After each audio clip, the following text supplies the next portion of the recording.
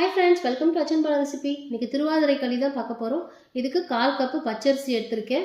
2 table spoon பாசிப்பருப்பு. இது நல்லா பொன்னிறமாக வர அளவுக்கு வறுத்து எடுத்துக்கலாம்.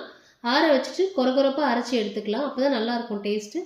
இப்போ ஒரு பேனில் 2 ஸ்பூன் நெய் விட்டுட்டு கொஞ்சமாக முந்திரி திராட்சை வறுத்து எடுத்துக்கலாம். இப்போ நம்ம அரிசி எந்த அளவுக்கு எடுக்கிறோமோ அதே அளவுக்கு வெல்லம் எடுத்துக்கணும். இப்போ நான் பொடி பண்ண வெல்லம் 1/4 கப் அளவுக்கு எடுத்திருக்கேன்.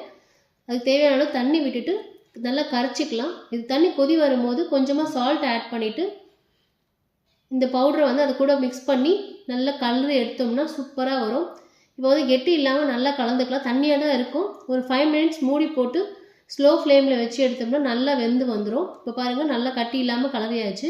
தண்ணியாக தான் இருக்குது. இப்போ 5 மினிட்ஸ் கழிச்சு நல்லா கெட்டியாக ஆகிடுச்சு பாருங்கள். இப்போ நம்ம எடுத்து வச்சுருக்க முந்திரி திராட்சை கொஞ்சமாக ஏலக்காய் தூள் தூவி நெய் தேவையான அளவு விட்டு கலரி எடுத்தோம்னா சூப்பரான அல்வா பதத்தில் ரெடி ஆகிடும். ட்ரை பண்ணி பாருங்கள் ஃப்ரெண்ட்ஸ். தேங்க்யூ.